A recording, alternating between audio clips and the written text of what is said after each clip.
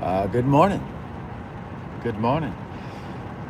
Well, it looks as if the clouds are rolling in for our week of rain. I do believe Wednesday will be sunny. And then I think Monday and Tuesday it's sunny again. But in between all those days, we've got clouds and rain and thunderstorms. As predicted, it's going to be, looks like it's shaping up to be a wet summer. But maybe that's Mother Nature's way of saying we need it. And so we're getting it, whether we like it or not. And that's just how it works, you know? It's just how it works. And the best part is, I think I'm coming down with a summer cold, which is like the worst kind of cold.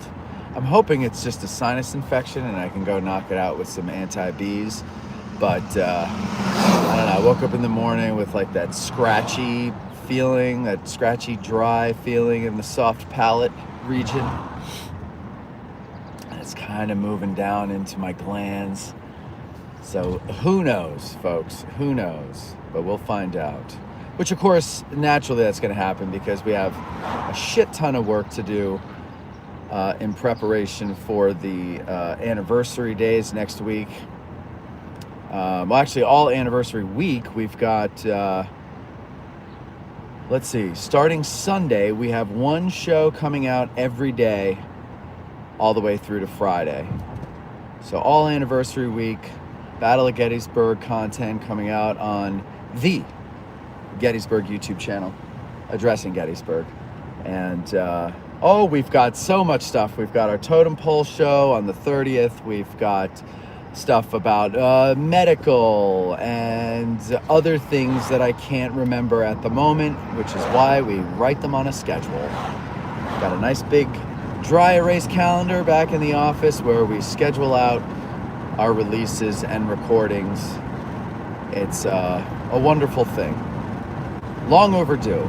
I should have got this years ago, but Cindy got it for me. Over the holiday, over winter. This might help you because she has it in her office, and it actually does help. Tad and I use it. And Tad did some great work this past week. He edited, I believe, 4 shows in as many days. That's 1 show a day. Pretty good. Pretty good, Tad. So, and then he was like, yeah, my goal is to do 1 show a day. And I was like, great, make that your goal every week, because then that way we'll eventually have everything in the can edited, and then all we need to do is schedule them for release. And then we don't have to work so hard. So work hard now for a month or 2, and then work easy for a month or 2, and then work hard again. A lot easier than hard work for 6 months straight until you collapse or get a cold. So, and all that stuff is coming out next week, starting Sunday. Good morning, Donald. Good morning, Peter. Good morning, Wunder Munke. Kevin, good morning. Barbara, hello. Matt, hello. James, how are you? Ken, howdy do. Oh, good morning from Little Round Top. So there you go. Ken's in town. He'll be at the show on Wednesday. And I believe Faye Boggs is also going to sit in the back. She's also in town. By the way, you know, when you're a patron, you're more than welcome to come and sit in on a show and see how the sausage is made, or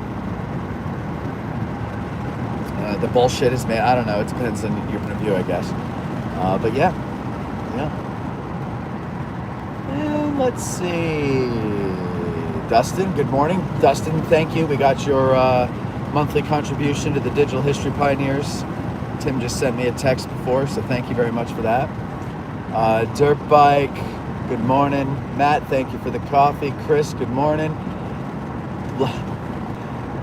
Peter says black tar heroin will fix that. Works for everything. Yeah, I read that in an advert from 1882. Paul says, got to ride on the oldest public road still in use in the country, Old Sandwich Road, 400 years old. That's pretty cool. Man, those wagon ruts must be deep, right? You think they'd pave it by now.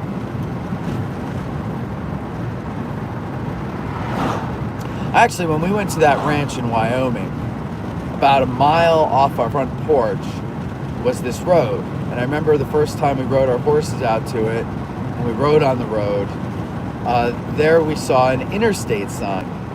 I want to say it's 60, but I don't quote me on that. I don't recall, but it goes north and south into Montana. And we thought it was a joke. Like, we thought the ranchers put it up there as a joke because, it's a dirt road, so old, so pristine, basically, that it still had ruts from wagons, and there were still discarded pianos all rotted out, and not pianos. There was one piano that we saw. I mean, obviously not playable in any way whatsoever. It was completely rotted and everything, but you could tell it was a piano at one point. And other pieces of furniture, things like that, from I guess being dumped to lighten the load of the wagons. And then I remember when we got our guide the next day, we asked him about the interstate sign, and that's a pretty funny joke. And he goes, "Oh, that's not a joke. That's actually an interstate." I go, "What the hell are you talking about?" He's like, "Yeah, it's a federal road. It goes all the way up through Montana." And later that night, we actually saw headlights out on it. You could, once we just saw one car going. It wasn't even a car, it was a truck. And no way a car's getting around that. That was pretty cool. And it's pretty eye-opening too. I remember we took a dirt road 60 miles from Casper up to the ranch. And along the way, there was a little red schoolhouse, and it was pretty well maintained. And I said, "Oh, that's pretty cool that somebody maintains that schoolhouse." And the girl who was driving was like, well, yeah, all the ranchers send their kids to school there. So it was still in operation. It was quite an eye-opener. What an experience that was.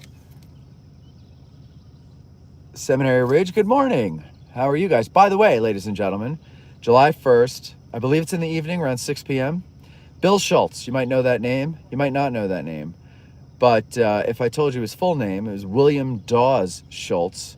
You might recognize those two names together, but also the last name especially, and figure that, oh, well, maybe, let's see, July 1st, speaking at the seminary, perhaps, maybe, he's related to a certain Dawes that fought here. Well, you would be correct. And he's also going to be on the show while he's here. We're going to do an interview with him. Spoke to him on the phone last week, I guess. Funny guy. I think you'll enjoy him. But if you're in the area on the 1st, make sure you come to the seminary to see him talk about his famous American hero ancestors. And be prepared to laugh.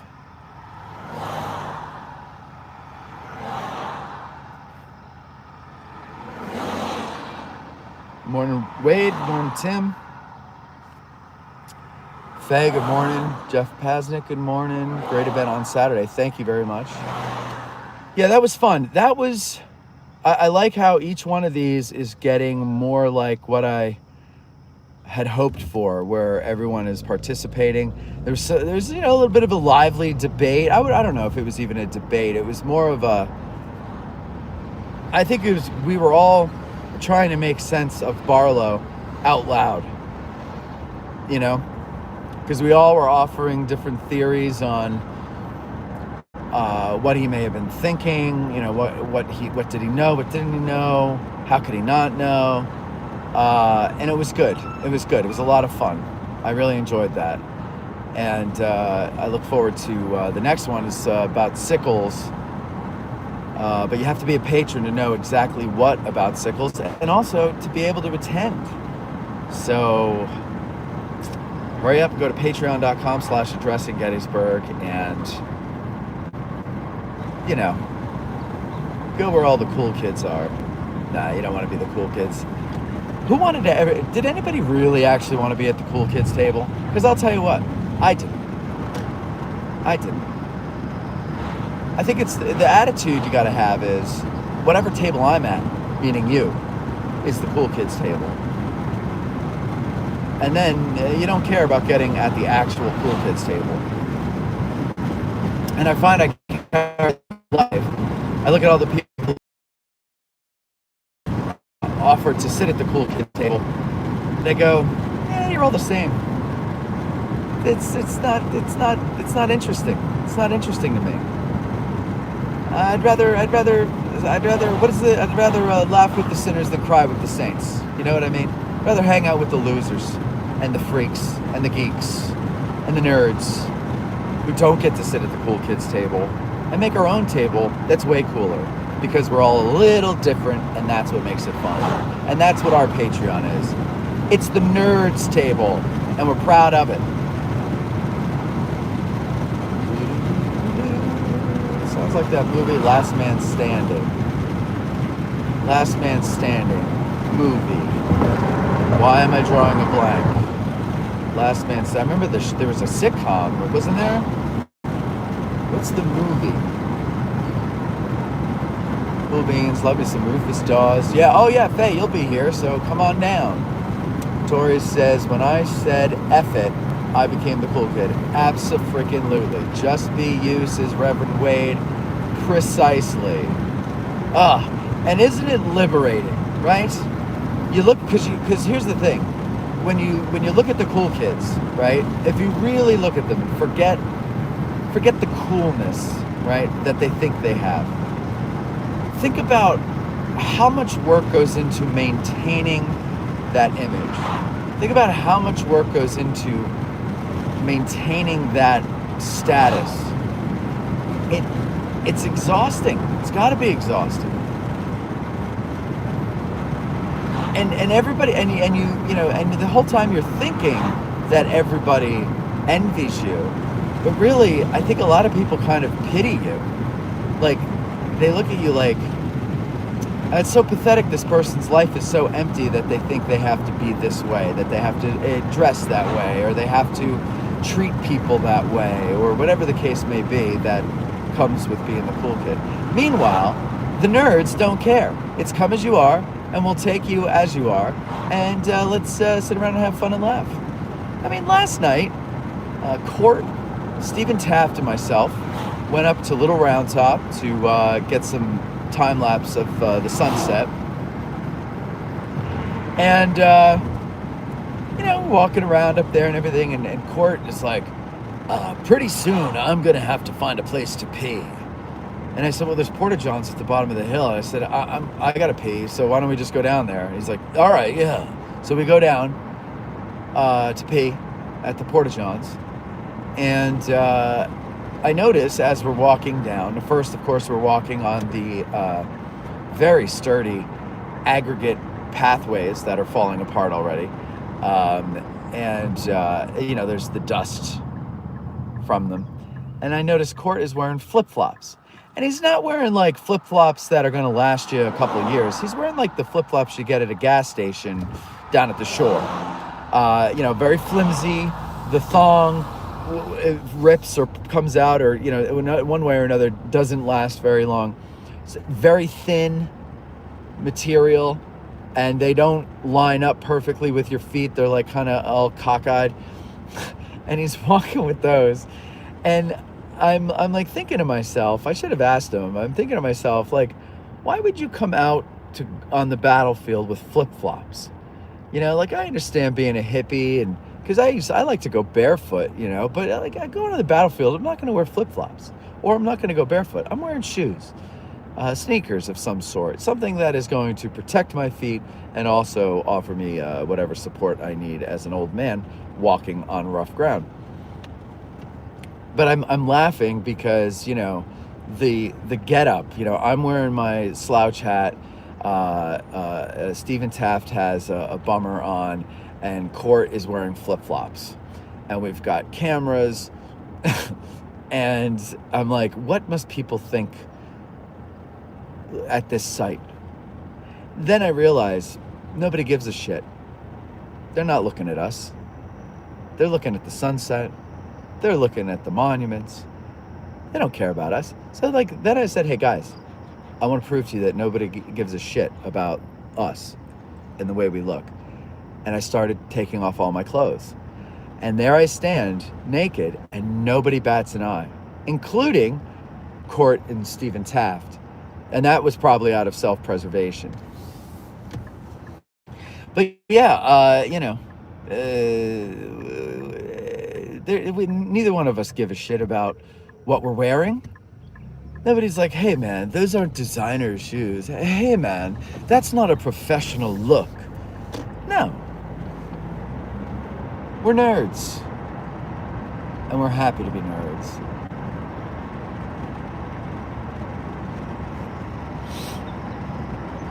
Always enjoy cooking campfires on Gettysburg's revolutionary roots. Oh, sorry. Campfire talks are a great experience. Yes, they are. I want to go to one again. I haven't been. So, actually, Faye and I were talking. I don't know if you're there still, Faye. But Faye and I were talking at lunch after the tour on Saturday. And Faye said something that I thought was quite intuitive. Maybe not intuitive, perceptive, insightful even. Yes. And I forgot what we were talking about. But we were talking about something. And she said, yeah, you've been seeming a little jaded lately.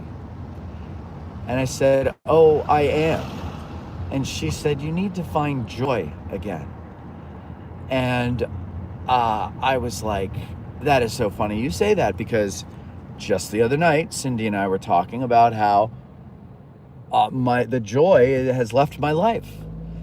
And she knew that excludes her. But the joy that pre-existed her, the joy that has been in my life forever, is gone. And part of it is because, as someone pointed out, I made my joy my business. And the thing is, I still get joy out of it. But only 2% of my work time is actually spent on the part I enjoy. The rest of it is spent on being able to get to that next time I get to do that. There's Carol Reardon.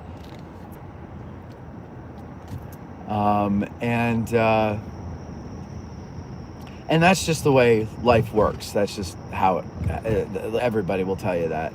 They love what they do, but the part of the job that they love is the smallest amount of time, the least amount of time spent.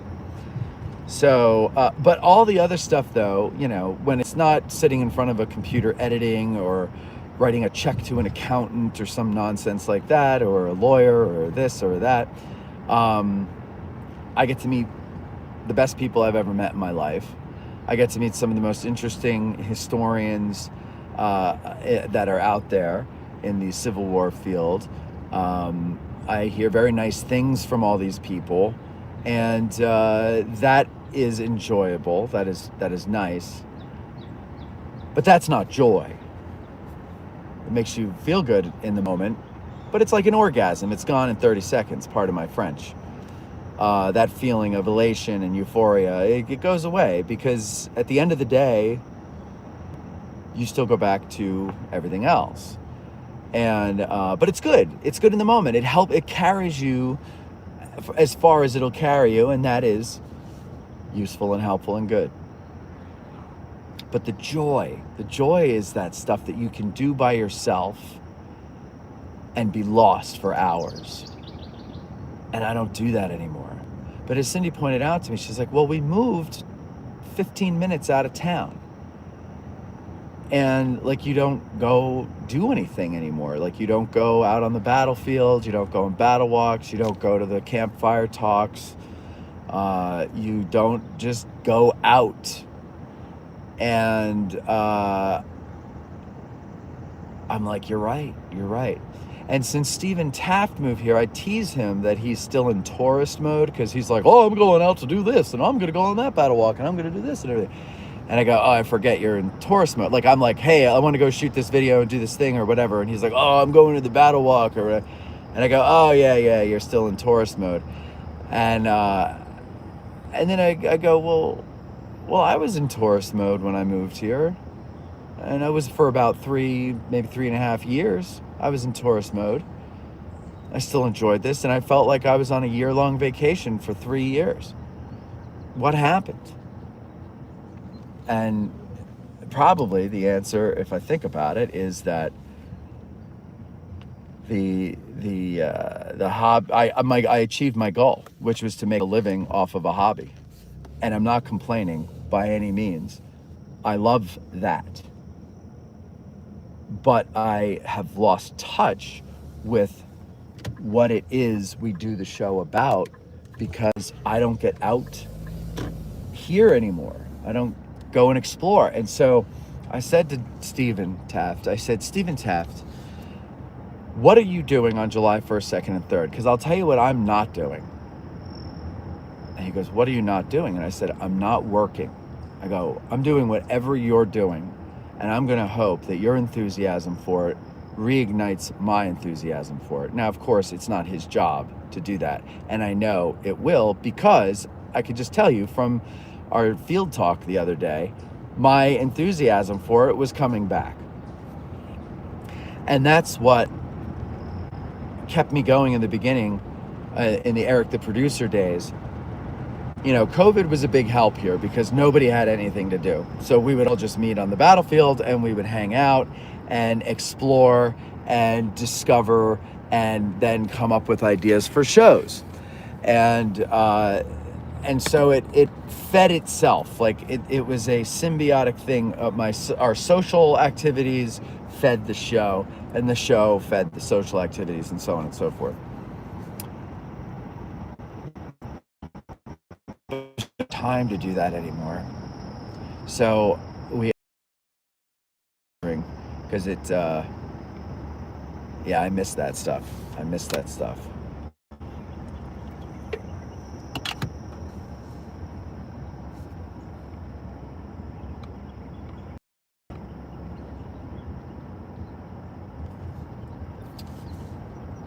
Oh, Court's got hats galore. Court's got he's got all types of hats. I believe I've seen him with a bummer. No doubt he has one. It's just he doesn't wear it. What I should do is, as people, well, I don't know what would be the mark of it, but I should get like Union officer keppies for certain people on the crew.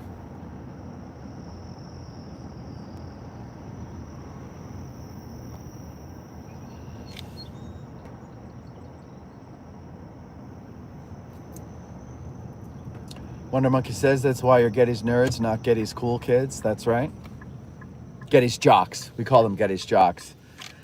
And it's funny because Gettysburg is very much like high school, because you've got the jocks, you've got the cool kids, and they're very,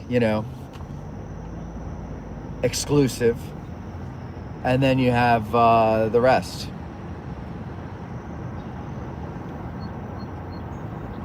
So we call them the Getty's jocks.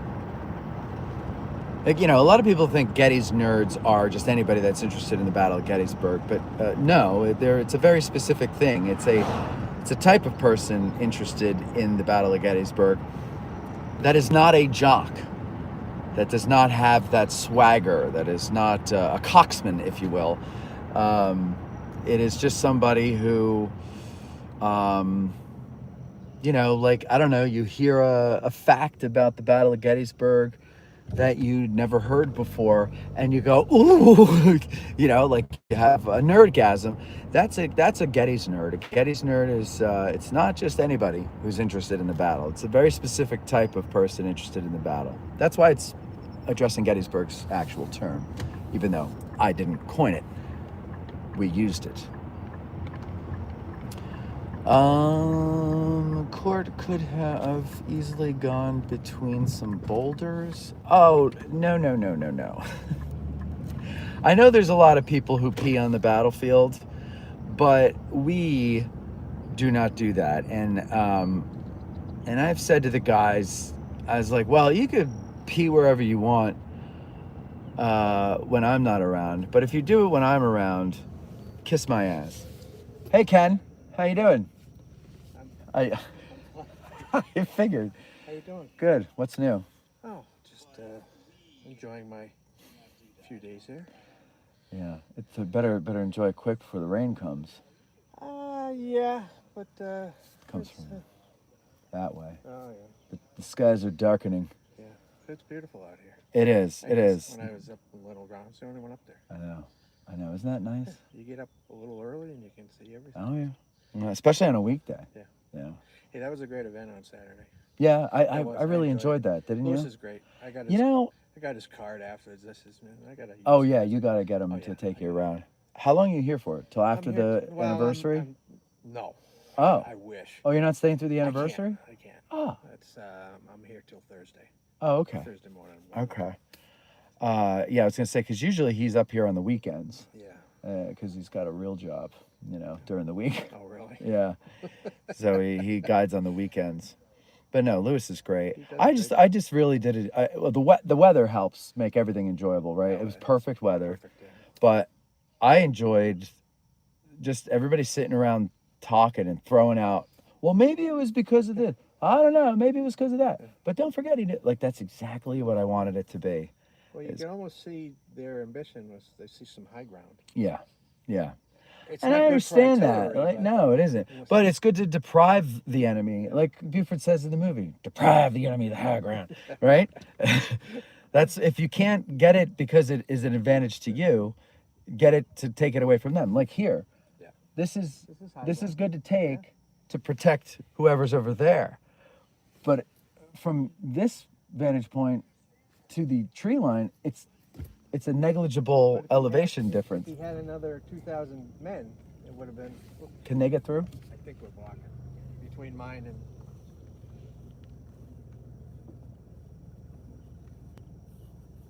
There you go. Everybody, I'm talking to Ken Wyman, who's right here. Morning. On Sickles Ave. So anyway, yeah, I think... I don't know, but I thought that was great. I love that, and I love how everybody felt comfortable to talk and everything. I also kind of liked it being a patron only thing, didn't you? Kind of like because we're all diehards. Yeah, real diehards, and everybody kind of knows each other, if not from face to face, but from comments and things, and then they get to meet and everything. No, it's a great thing. I'd like to be here for the Sickles one, but I'm kind of limited on. I sold my motorcycle in January, so I'm spending that money for my hotels. And I have a week in October, 1st of October. Yeah. And I'm coming back in December again. Okay. I love it here in December. Well, make sure whenever it is you come, it's around the Christmas party. Yeah. I forget when we do that. First Saturday. I think it's first Saturday in the month. Yeah. That's why I planned it that week.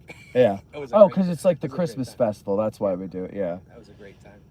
Yeah, it's nice to see everybody then. Well, I think August, Stephen Taft was saying that he wants to, his wife had a doctor's appointment. They're having a baby. Oh, okay. So they had a doctor's appointment that morning, and he was going to come, and I said, don't you dare come to this, because it was like one of those 4-hour-long appointments.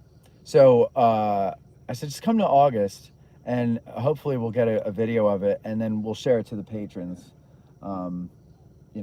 So if you miss it, you can see it. We didn't do that this week because he wasn't there. You need to make up some T-shirts that say, "My name is not Derek, it's Stephen." Or like Derek crossed out Stephen Taft or something like that. Yeah. Hello, my name is Stephen. Don't listen to Matt. Yeah, not for a while. You can't be Derek just yet, but he will be someday. He does a good job. No, he does, and he's still settling into moving here, but he's been very helpful so far. Very helpful. Yeah. Everybody's helpful in some way. Great job. Tad's fantastic. I've been apologizing to him profusely because The other night. oh well, the CWI and then the other night totally backfired in my face. Like and with Eric too, I had to apologize to him because I was trying to because we had all talked about it. Right. Sunday night after I sent them all text and I was like, guys, I'm really sorry. Like I did not like the way I handled everything. I'm sorry for yelling, and they just answered back with jokes and I was like, okay, we're okay. And then we had a dinner for Matmas on Tuesday, and we were all talking. We were telling Court about it and all laughing. And I said, all right, we're going to talk about it on the show. So remember this. And then the show came, and I was trying to like shtick it up and make it look like I was this put upon, beleaguered, can't catch no breaks kind of guy. And I think they believed it. And then when Tad wasn't throwing it back at me and, picking on me like he does, and then I was like, oh, now it looks like I've tied him to a chair and I'm just punching him in the face. And now I started getting mad because it was making me look like a bully, right? And instead of just like ending it and moving on, I just got angry. And it was very real. but then gave the impression that he did walk out. Yeah, well, that was Derek's idea. I mean, Stephen Taft's idea. He told him, he's like, walk out of the room and I'll tell him you left. Okay. That I could tell it wasn't true. But that's a great show too. I like the AG. Yeah, I like it too, but it's a time thing. It's the time and energy. Like, I don't know if it's just because I'm getting old or if I'm just starting to value the effort I'm putting into things. Like, I used to not value my efforts, and then people who are smarter and more successful than I take a look at everything, and they're like, I wouldn't do all this stuff if it's not turning into a living. Like, I mean, it is a living, but like you're wasting way too much time. Can you take advice from somebody on the outside? I always do. Because you have the best thing here. Well, thank you. What you do is the best thing here. Say that louder in case the mic's not picking it up. Stick your head in the car and say it. It is. It's the best thing. I appreciate that. On the air here. Thank you. It's the one that I contribute the most to. Yes, I noticed, and I appreciate that. Because I belong to 4 other ones. This is the number one. Thank you. This is what you look forward to on these drive-ins. Mm-hmm. You look forward to the Ask the Gettysburg guides. I'm very proud of that. That's some of my favorite stuff. Yeah, me too. Because they're all great. Yeah, they are. And if you could do just a podcast with Stuart Dempsey. Oh, all of them. And like that's the thing is he needs his own show. They're each. I think he actually told me he used to work in radio, which makes sense because he's very good. Hotel management. Yes. Yes. Yeah. Or no, wait. Am I thinking of somebody else? Then yeah, you're right. No, I think he said he had like a dabbling in radio. Well, either way. Yeah. But you were saying. But yeah. Advice from the outside, you said. Yes, because like I said, it's. I think it's the number one here, and I've listened to some of the other ones, but this one's about the best. Thank you very much. And it's fun to watch. I learn something. That's the idea. I sit around when the shows are on, especially with the battlefield guides, and I have my maps out because I've gone totally Gettysburg geek. Good. So you're a true Gettys nerd. Oh yeah, I mean I come down here by myself. My wife doesn't come down. Right. She's already been once. Oh yeah, no. In. Oh, I used to come by myself too. Yeah. It makes it fun. I drive around the field. I get out when I can. I've taken over 6,000 pictures here. Have you really? Yeah. I've got 2 zip drives off of my computer, and I filled them both. Wow. With pictures, videos. Do you do anything with them, or you just have them? No, they're just mine. You know what you should do? You should go through them, pick like what you think are the best ones, and go online to one of those like self-publishing things and make a photo book. Okay. And, like do it by year that you visit or whatever. Like I did that for I don't know, once or twice I did it. I used to do that for when my nephew was a baby. I'd take pictures and give it to my parents for their birthdays or Christmas or whatever. But it's nice because in that way you have a book. Because who goes and looks at thumb drives? You know? Oh, I know. I've got too many things. Yeah. But I've got my wife's going to retire in 14 months. Okay. And I get my office back, and it's slowly being turned into Gettysburg heaven. There you go. And then she'll never go in it again. No, she's not allowed it. She has the rest of the house and everything. Well, it was originally supposed to be my man cave. Yeah. And she got authorized to work from home. So she's been there almost 18 years.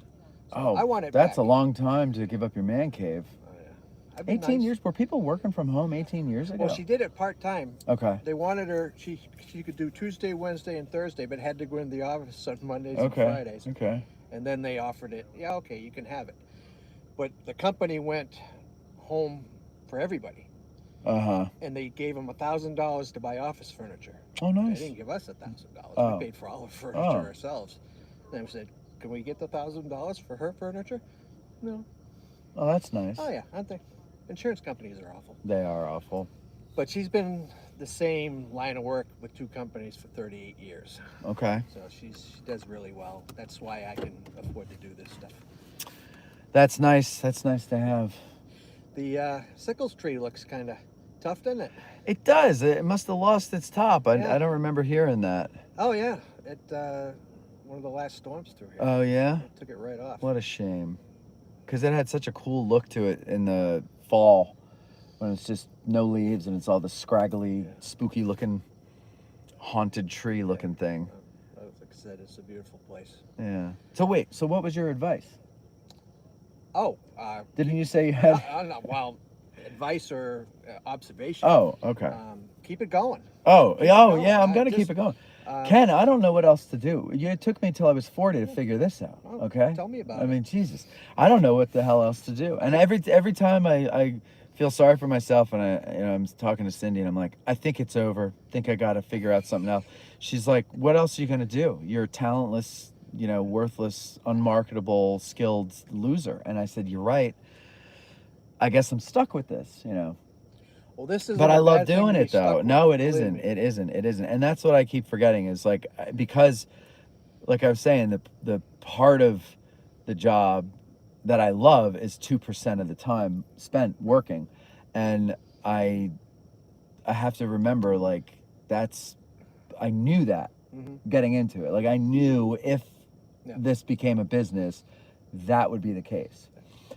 Well, it's the case, and so it's the way it is, and I get to do what I love to do, and I get to meet great people such as yourself, and I get to this is part of my job. It's driving around the battlefield, talking to people on a video, and then I go in the office and do the miserable stuff. But coffee. I get my coffee, say hello to, say hi to everybody. Yeah, pay my respects to Jeb Stewart's memorial, and I then go about my day. And it's it feels like, honestly, we say this a lot, and one day we're going to do it. But our experiences revolving around the show feels like a sitcom. Because the people that you encounter in Gettysburg and the situations, my day is, I'm at the studio, whatever we do at the studio, whether it's record a show or edit a show, there's always something that could be made into a joke of some sort, some kind of bit. And then Tad and I will, I've insisted that we take a break and we take a walk. Right. Sitting down is too bad. It's not good. Also, beautiful weather, being inside and air conditioning is not healthy for you. So I say, Tad, all right, time for a break. We're going to go for a walk. So what do we do during our break? We walk and harass Court, who's down at the Horse Soldier. I bet you down there. Yeah. And he can't leave. So we torture him for a bit. But oftentimes we're in there and, some of the people that come in, we witness a show. And so, and then of course you've got Bantam Roasters, and that's another set of characters and everything like that. And so we're like, this is all perfect for a sitcom, and we've got tons of storylines. And so we've actually started writing an outline for one. I talked to Bo about it, and he's like, I would do that. I would do that with you. That'd be fun. A Day in Gettysburg. Yeah, it's it's centered around addressing Gettysburg and trying to get local recognition, because nobody knows us here. So what's interesting is nobody in Gettysburg actually knows who we are. So I'll go to a function and somebody will introduce me as, Matt Callery. He does the addressing Gettysburg, and they'll say it like it's something you would know. It's like, this is Tom Brokaw. He hosted NBC Nightly News. You know, everybody goes, oh, everybody knows that, right? I might not watch it, but I've heard of it, right? So people say it that same way to someone that they're introducing me to, and I can see the terror in the person's eyes when they don't recognize it, but we're shaking hands and they don't want to be rude, so they act as if they've heard of it, and they go, oh yeah, nice to meet you. And Phonies. well, maybe, but I always tell them when they do that, I go, it's okay, nobody else has heard of it either. And then my friend who introduced me, and it's always a different friend, but they always laugh because they think that they're like, oh, he's just being modest. But like, no, I'm not. Like, nobody knows who the hell we are. So the premise of it is that we, every episode is a different effort to get local recognition, but it blows up in our face at the end of every episode. So it's basically like Curb Your Enthusiasm. It could be an interesting show. Yeah. Oh, we've got a bunch of interesting scenarios too, but one of them had to change because of the late scandal with the mayor. We figured not to associate with any, but that would have been probably the funniest one out of all of them. But but anyway, so yeah, we enjoy it. We all have fun. Oh yeah. I have fun. I don't know if everybody else does. The AG, well, it used to be weekly. What is it? Once a month now? Yeah, once a month. You let go there. That's the one that's chopping blockable. Is AG Today. They're funny. I know. Some are just hilarious. I know. They go off the rails a little bit. Yeah, that's my favorite. It's going off the rails. You need to go off the rails. Absolutely. You know, I watched some like modern military, shows that are podcasts that are done by veterans. Right. And they I don't even know what they talk about. It's not war necessarily, but their sense of humor is really sick, and I love it. I think it's great, and I think everybody should have a sick sense of humor because life is pretty sick. Oh, absolutely. And you need to laugh at it, otherwise you're going to just be miserable. And obviously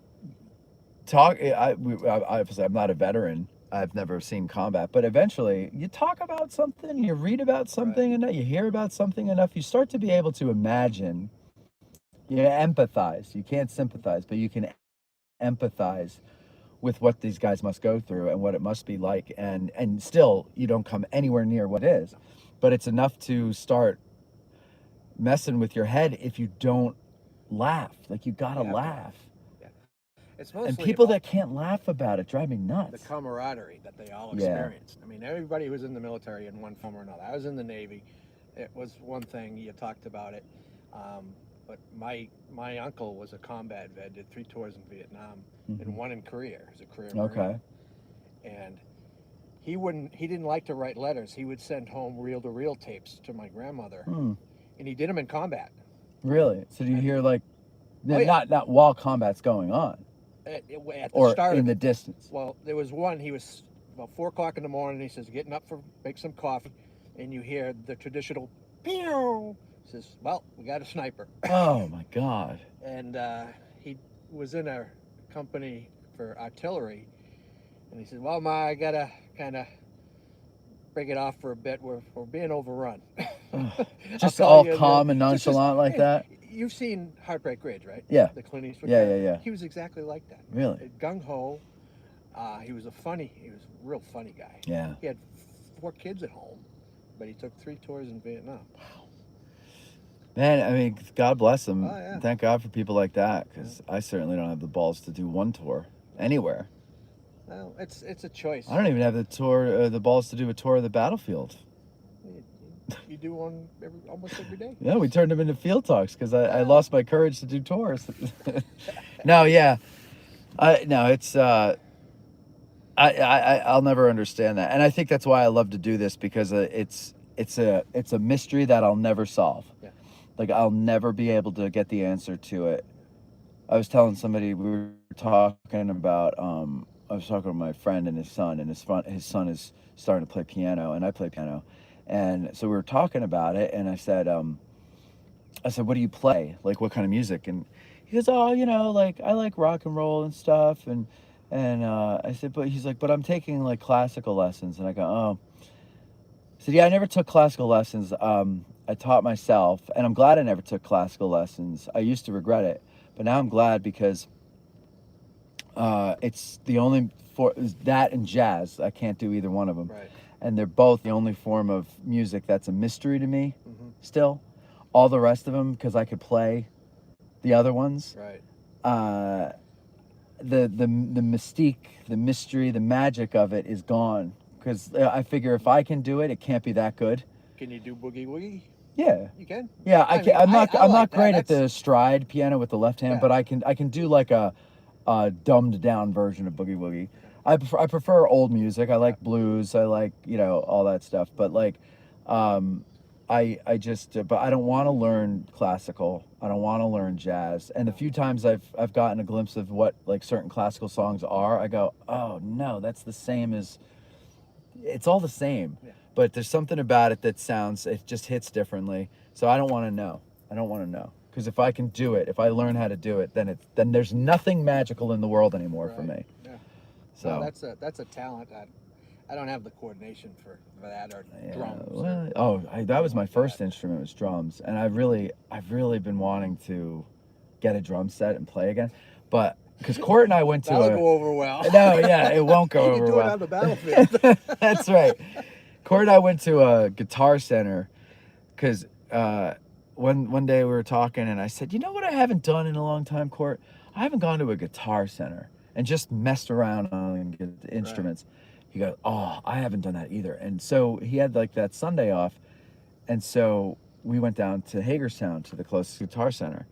And we just messed around. And they had a drum set there. It was an electrical drum set, not like a real one. But I was like, oh, man, I haven't done this since I was like 20. I said, let me see if I still have it. And while the muscle coordination needs some work, right. I was actually very surprised that I still was able to do some things rather well. And then that got me. And then I looked and see the price of a decent drum set. Is not that bad. No. Oh, okay. No. I don't know if I want to spend it, but it's not that bad. But then I was like, well, I don't have room in the house for it. Yeah. And I don't have room at the studio for it. So I need a larger studio. But then I'm like, well, I can't get a larger studio just so I can play drums. Like that's a stupid reason. I do need a larger studio for video work, but like it's hard to beat the deal I have right now.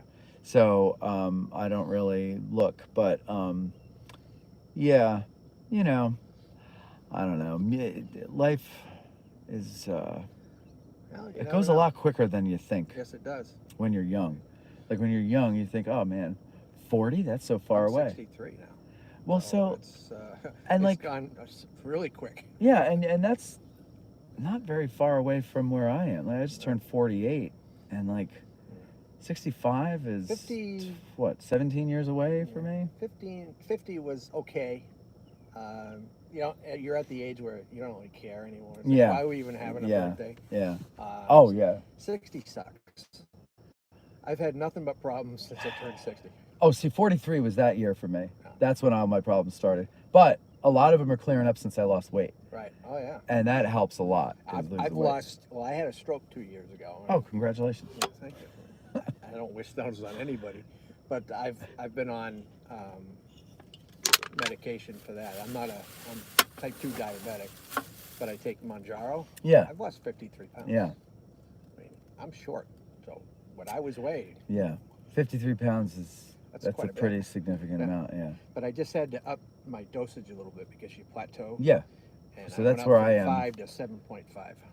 So I just got a prescription for the highest dosage because I've been at the second highest for about 4 months. Okay. Are you on the Manjaro? Not Manjaro. It's Zepbound. Okay. I think it's both. They're both tirzepatide, I think.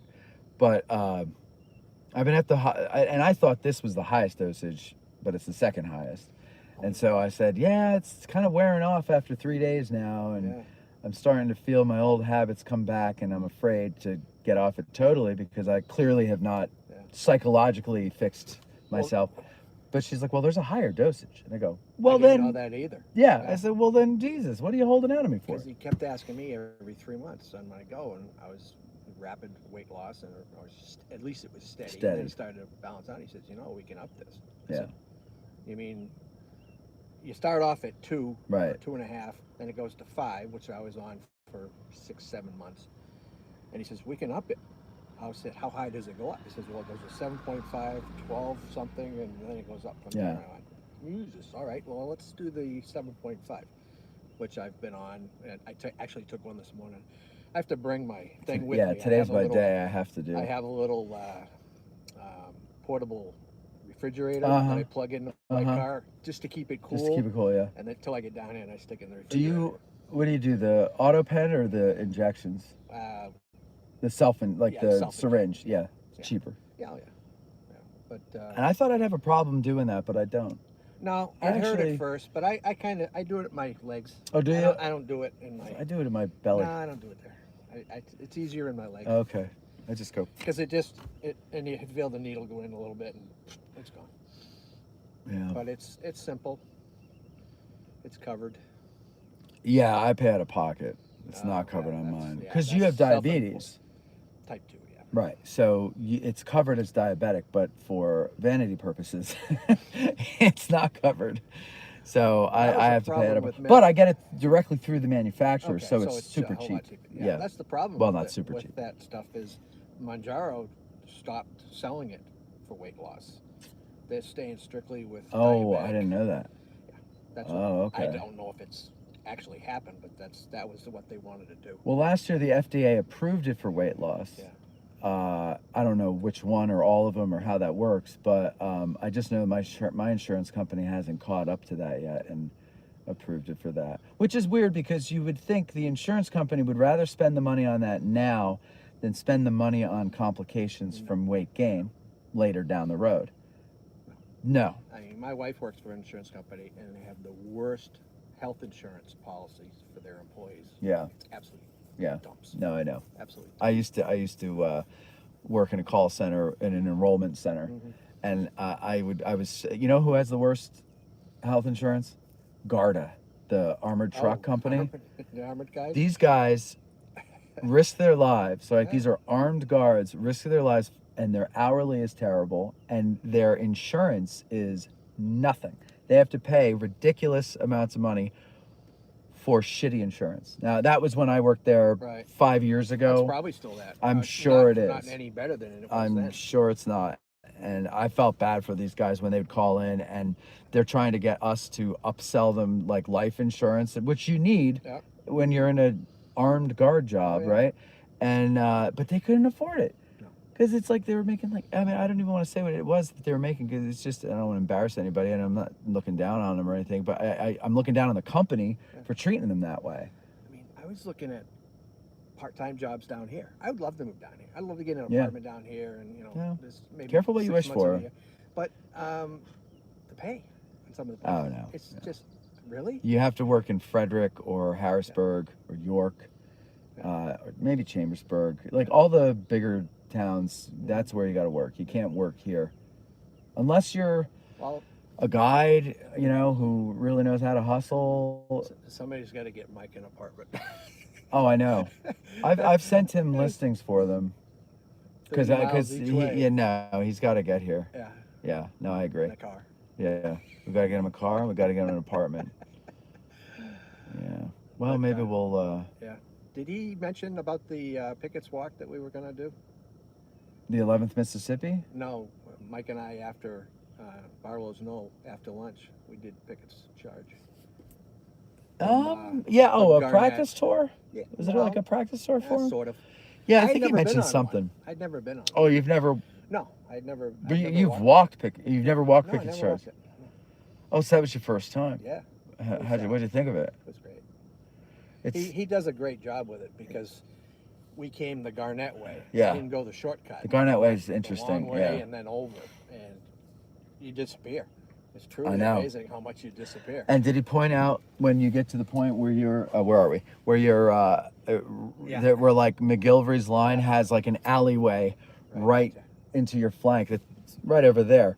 And I remember the first time we did a tour, it was with Matt Atkinson, actually. We had him bring us out. it was the early days of Get Out of the Car tours. They weren't called that yet. And he took us there and pointed that out, and we were like, holy shit. Like, Yeah. you're just like, oh, Yeah. you're not visible to the angle, No. but you're visible to McGilvery's whole McGilvery. brigade, Yeah. and I would rather be visible to the angle at that point. It's amazing Kemper had anybody left. 'Cause Yeah. Well, Kemper and Garnett both. Like, Yeah. that was, and then well, we, all of them, frankly. I mean, that any of them had anybody left. Then we walked back and we walked over to the Bliss Farm site. I had never been there either. A lot of 'cause walking. Yeah, Wow. I was a little sore and tired. I bet. He was too. I'm He sore says, and tired just take listening. me home. You want to do anything else, Mike? No, take me home. Yeah. Chambersburg. Yeah. Yeah, that I can't wait for him to get his license. Yeah. I for years I've just wanted to have him be on an Ask a Guide as a guide. Right. You know, I mean, I would have had him on years ago if it was easier to get a guide license. You can't walk anywhere without somebody recognizing him and saying hello. No, I know. Matter of fact, Which is funny because like people stop him more than they stop me, which is actually kind of nice. I like it because it shows I know how to pick them. Because Cam, you know, when he used to come on the show, people will always, oh, Cam, and he's like, yes, people saw me down and blah, blah, blah, and stopped me. And 6 questions. Do you have any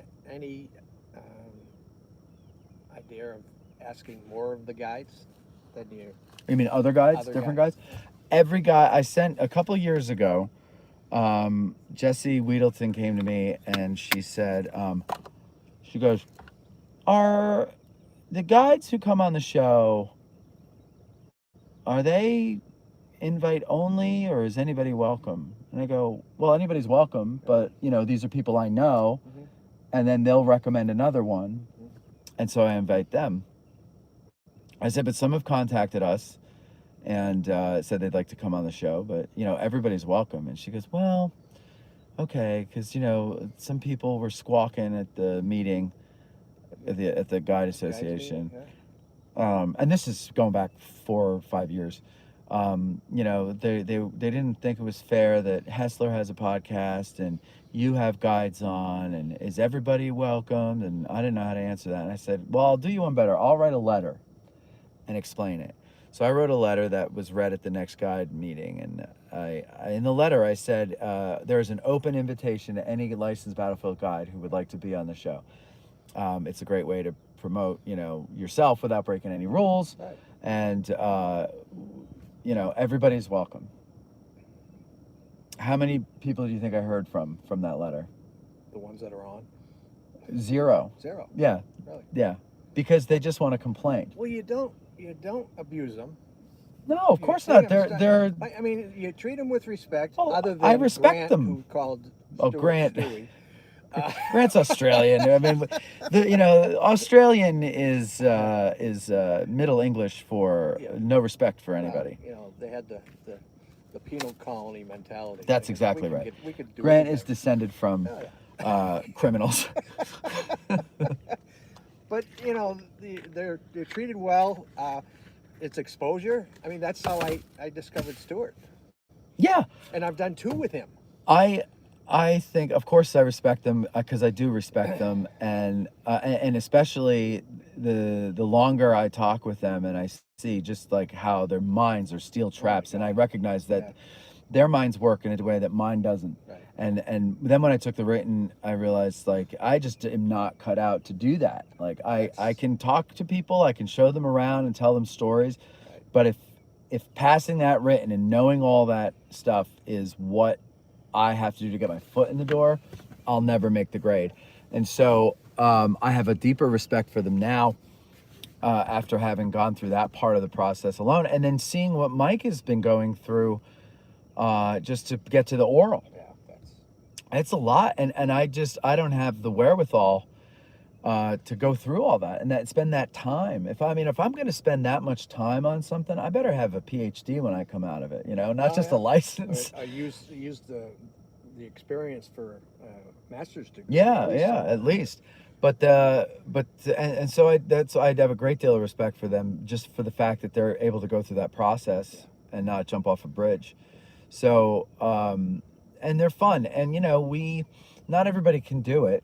Nope. Not because they're not allowed, but because they don't have that personality. It's one thing to take people around the battlefield. It's another to talk into a microphone on a Canada. Oh my God, yeah. You got to have some kind of personality, and they all have a little bit different, but the knowledge is incredible. Yeah, absolutely. I'm amazed by what they know, what they remember. Yeah, I couldn't get all that stuff in my head. I mean, and it's just a testament to how full of holes my brain is, because I sit and talk to these people all the time, and none of that has sunk in. Yeah. None, I drive around here. I have the auto tour, and I do it 3 or 4 times while I'm down here, just because I enjoy it, and I'm starting to recognize what things are. Now, do I know what that is? No. Okay. Excelsior. But it's something you learn. It's like flying. I mean, I flew, and is it easy? No, it's not. It's a lot of science. Hard. Yeah. But it's whether it's a small airplane or a big airplane, it's the same principle. It's just you have to learn the systems on the bigger airplane. Right. And I used to love to play Microsoft Flight Simulator. Flight Simulator? Yeah. And I would always go for the airlines, like the big jets, big ones? the 747 or the Airbus. I love landing an airplane in LA Coliseum. Well, as far as landing goes, takeoff I was great at. Landing's easy. I never could line it up. That's the best part. Oh my God, I would crash. You know what you're doing wrong is you've got to look down. You can't look over the nose. So I have to look at the end of the runway? You have to look towards the middle or towards the end. Okay. Use your because I was looking at the end of the runway, right off the nose. No, because what you're doing is, I used to tell my students, whatever you're aiming at, you're going to hit. So if you're looking over the nose, you're going to drive the nose into it. Yeah, so you've got to look off in the distance. You can watch it to a certain point, and then as you start to flare, raise the nose a little bit and transition down towards That was the other problem I had, was the flare. A little bit. It was no such thing. It was I dragged the tail and it crashed. It was but I was great at takeoff. Yeah. Oh, I used to play it all the time, and I just the sound of a jet, of an airliner. I love from inside the cabin. I love that sound. It's like very hypnotizing. So I would just get at cruising altitude. I'd go from like LaGuardia to Oahu. Just to set the autopilot. Yeah, set the autopilot, and then just sit there and I just listen to the sound. I'd fall asleep to it, and then I'd wake up in the morning, and I'm in California. The more advanced the airplane is, it's the less really you have to do. Boring. Yeah.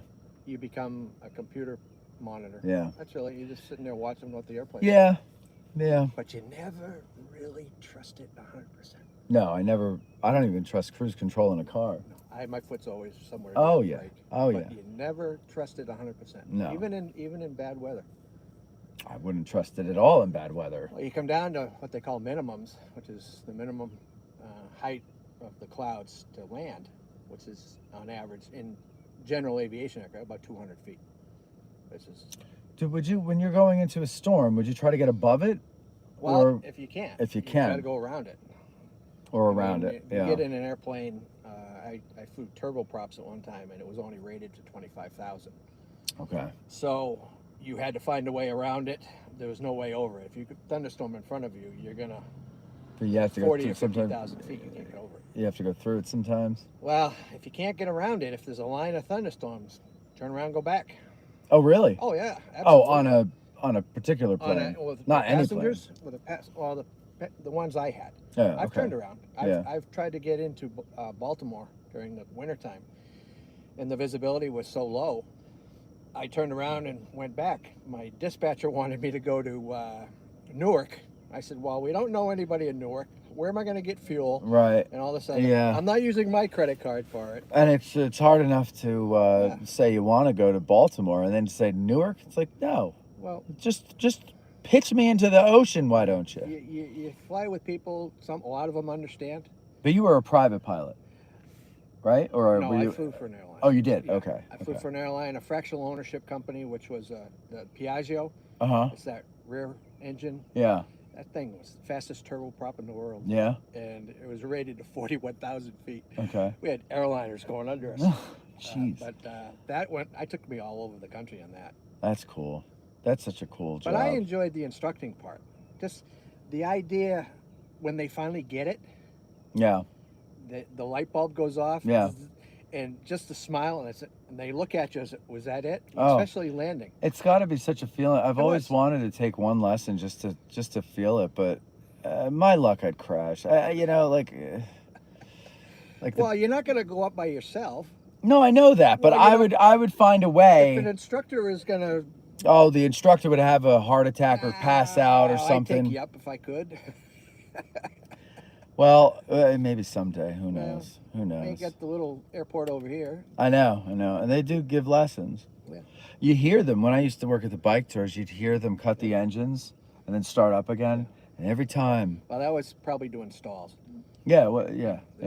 But and then there's this guy, he's a stunt pilot. I don't know. I've seen him over by East He's crazy. East Calvary Field. We were out, we were at houses, east of town, looking for houses a couple of years ago, and there was this nice house out near a farm, and it was all quiet and everything. Road? No, it was, I forget the road. Kilpatrick Road. It was, yeah.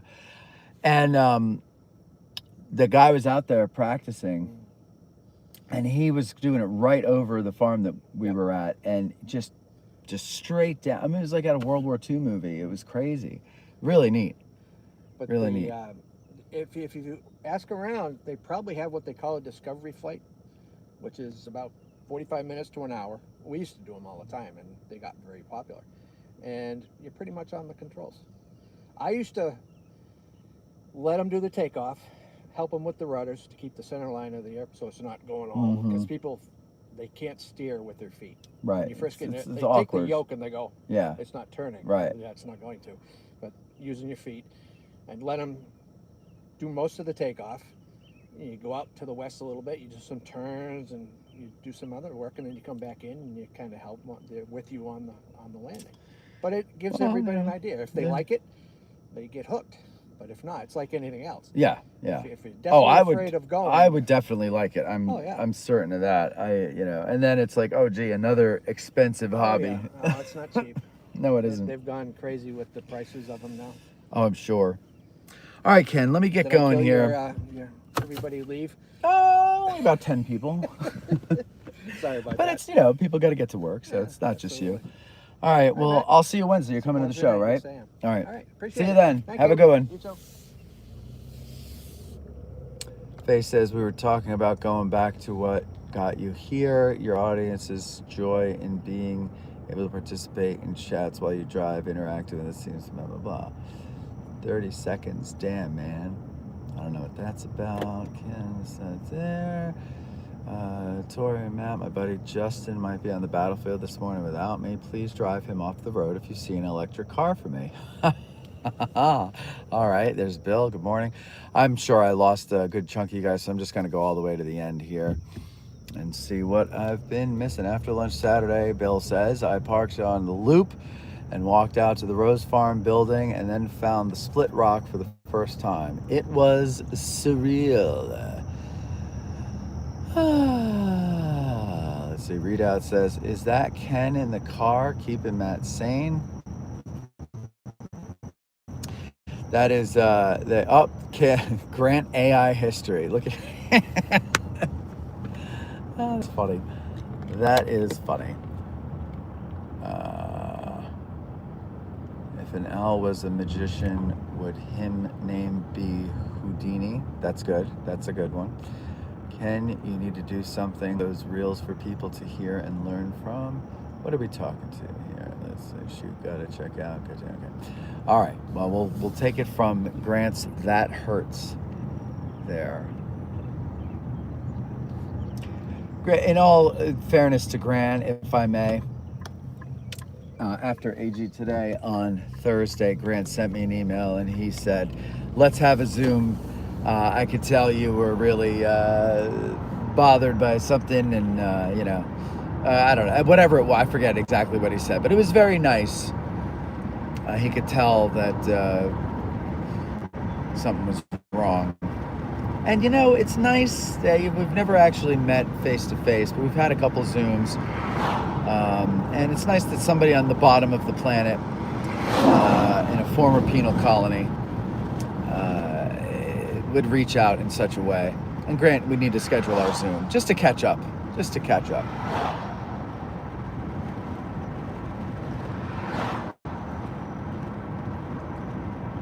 And Jeff says, Ken's fun to talk to. He has lots of stories. Interesting stuff. Tori says, well, it's true. All right, should we go over to Culp's Hill, or are you guys over this? I'm going into the studio to grab a couple hard drives and then go home and do my share of the work for this week. I told Tad, I said, Tad, I'm not sure if it's heart allergies or a cold brewing or whatever, but we might have a work from home week. Certainly, I'm not going to make you come and work at my home, so you might have to come and grab the laptop and work from your home. Either way, home is where the heart is. And if I get sick, home is where the snot is. Same with Georgia, founded by criminals. Exactly. It was a buffer.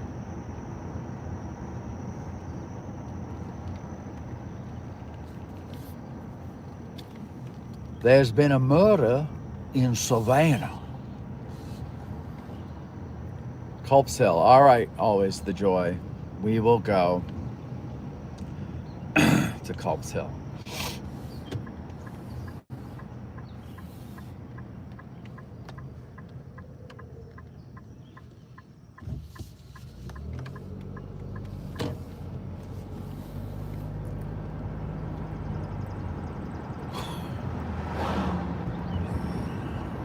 Home is where the Hep C is, according to always the joy of cooking. Culp's Hill, but go up in the tower. How about this, Dave? You first, and then do it. Readout says, allergy-wise, I was suffering terribly at the end of May. Never happened to me before. It's now late June, and my dogs all seem to be experiencing some type of allergies as well. Yeah, I don't know. My allergy season is very unpredictable. Sometimes I get it in the fall. Other times I get it in the spring. Some springs it's early spring. Some springs it's late spring, like around now. Other springs, it's officially summer now. Okay, but still it's late spring. And all that jazz. Other times I don't get it at all. And I thought I was heading for a year where I didn't get allergies at all. But if these are allergies, then I have been proven wrong. Yeah. I also made it all winter without a cold. Everybody else around me had the flu, they had the cold, and I was all right. Last year was a different story, meaning 2024 into 2025.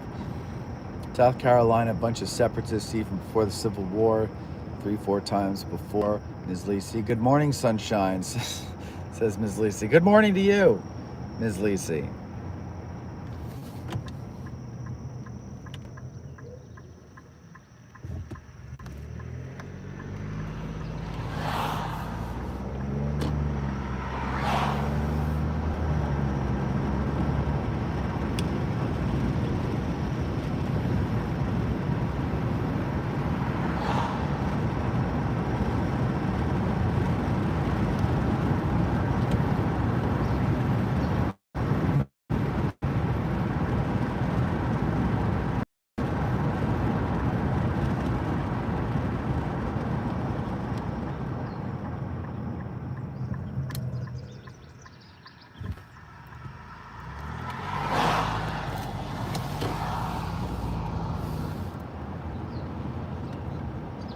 Tori is sick of the rain in New York.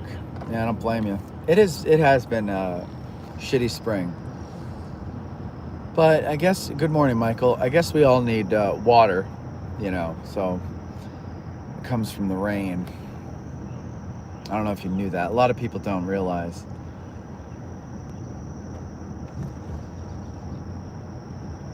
I actually heard I don't even know what you would call it, an animal rights activist or an anti-hunting activist or both, or I don't know. But she was making the argument that we don't need to hunt anymore because we have grocery stores for our meat. Now, granted, most of the meat at the grocery stores does not come from hunters, but uh, you still have to kill an animal for the meat. And I just said, is there a hole that I can crawl into and just check out? I don't want to be a part of this society anymore. I want to leave it. I don't know where I'm going to go. Because as I'm learning from the Europeans who are over here for the soccer nonsense, they're surprised at how great it is here. So apparently this is the best place to be. But if that's true, then what a sad commentary on the rest of the world. There's no place for us to escape to. But there's got to be a place within the United States where I can just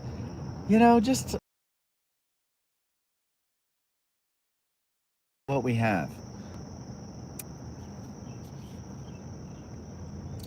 Like, is there a place, I'm sure it's out west, where, you could drive into town or you can ride your horse in and there's still a hitching post outside the general store? Like, does such a place still exist? It's gotta, right?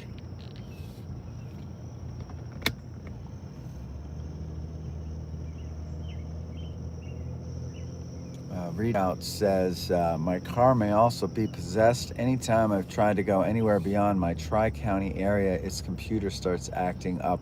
I was advised to play Gregorian chants through the radio to purge it. Well, I've heard some things about car computers, but I don't know. All right, Adam, here you are, Culp's Hill. I'll give you this view here so that you see more of the business end of things.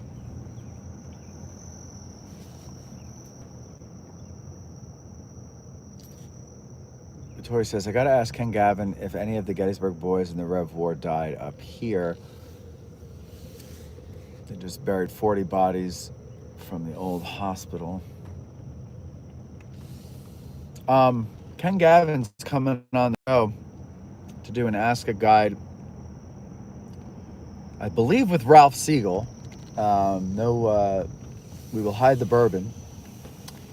I want to say that's towards the end of July, but I also want to say August.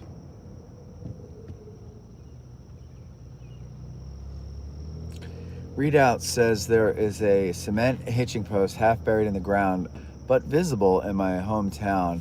Not as iconic as the old West towns, but is a surviving hitching post nevertheless. That's pretty cool. Do people ride horses into town and hitch up? That's the thing. It's like, is it a vestige of the past, or is it still functional? Because that's where people are in that area. That's what they do. That's their lives. That's what I would like to do. I believe I got this idea because I think I've heard about towns, not just one, but towns out west that are still very much like the West. The only thing is, like, the older I get, I actually start thinking, how far am I from the nearest emergency room? So, like, I'm heading into the wrong phase of life to be thinking of living in an isolated manner.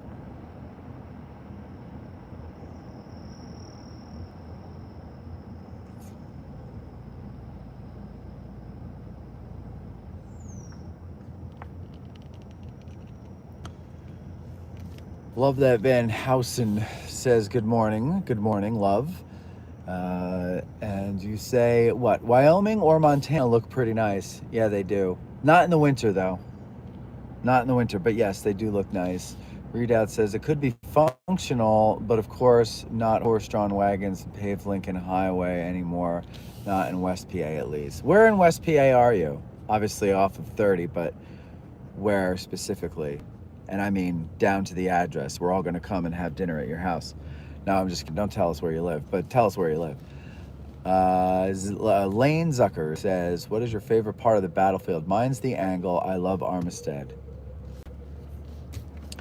My favorite part, I vacillate. Sometimes it depends on just, I don't know. I don't even know what it depends on, to be honest with you. Um, but we were up on Little Round Top last night, and Court, I think it was Court, or it might have been Stephen Taft. Either one of them said, people that say Little Round Top is not their favorite part of the battlefield because they don't want to sound cliched, I don't know what the hell they're talking about. And then he just, like, in a sweeping manner, points his arm out across the valley of death and out across the valley all the way to the mountain range, and he says, how could you not be swept away by this view? And I said, I know what you mean. I know what you mean. So I think I might have to say that's my favorite part, but there's different reasons why I have favorite parts.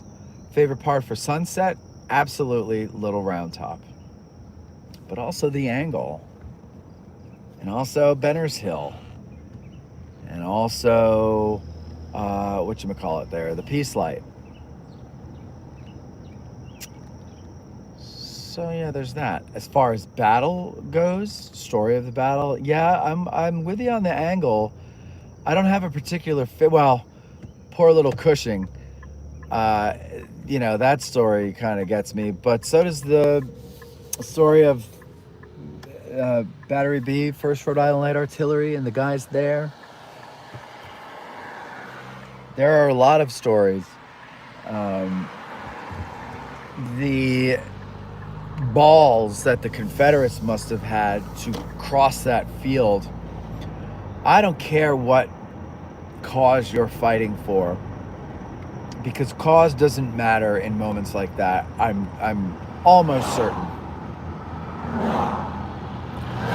To the guys making that charge, cause was the last thing on their mind. And they probably, by this point in the war, didn't even remember the cause. Maybe they did. But they're not thinking about it as they're marching across that field. I don't know what they're thinking, but I know they're not thinking that. And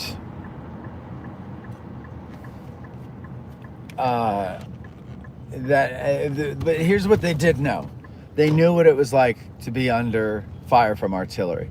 They knew what it was like to be on the receiving end of volleys from infantry.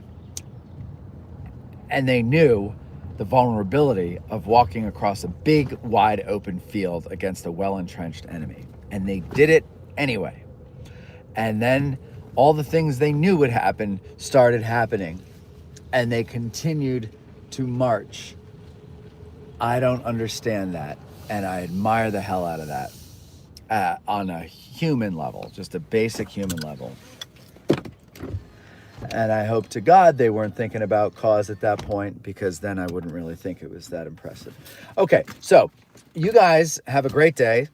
I will talk to you soon, hopefully, and hopefully these are just allergies, and I will be able to talk for the next few days, because that's how you communicate. That's how I communicate, at least. I like Ms. Lisi's answer.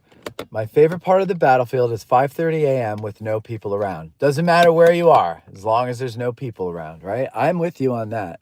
That is a good one. Let's see. The church next to my style still has carriage step. Lane Zucker says, what is your... Oh, okay, got that. Wonder Monkey said, should I bring another bottle for Ralph next time I'm out? No. I have so many bottles. People, God bless you, all think that I'm an alcoholic, and I'm really not anymore. No, I never really was, but I can't do more than 2 drinks of anything anymore, and then I'll be like out of commission for 6 days. So when people give me alcohol, I of course I accept it, but it's either it's a contribution to my bar at home, so that when we have people over, they have variety, or to the bar in the studio, so that if somebody needs a belt to relax or something, there's something there for them. And to be honest with you, the people that take advantage of that most are court. Major alcoholic. Yeah, no, so we certainly appreciate it because people do enjoy them. And yeah. So you don't have to bring it for Ralph. Although I must tell you that your bottle did get finished off at a party over the winter. So good call on that one. That was enjoyed by many there. Wundermonkey. PA or Papa Rude says it's hard to decide. The round tops are very special. Definitely top of my list somewhere. Grant says, good question, Wonder Monkey. Papa Rude. Sorry, I can't read that. Indeed, is it Matt? You should have viewers send in their favorite moonshine or for Ask a Guides. Well, look, we'll always take contributions to either bar. And if it's something that you just want to go into the general alcohol fund, so in other words, my house or the studio, let us know. If it's something that you want to be enjoyed on the air, let us know. And also let us know if there is a particular person you want us to share the first drink with on the air, and let us know. We will find that out and all that other stuff there, and et cetera, et cetera, et cetera, et cetera, et cetera. Readout says, Tori, I see nothing bad coming from this idea. Tori says, moderation. Readout says, Matt is off to consume all the little ground tops so none of us can have any. Have a good day, Matt. You too.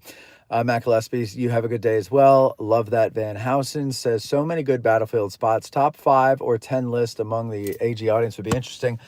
I think that's a great idea, and maybe we will do that. How are you? And we'll see. But otherwise, you guys have yourselves a great day. There's the Jeb Stuart Monument, and we'll talk to you later.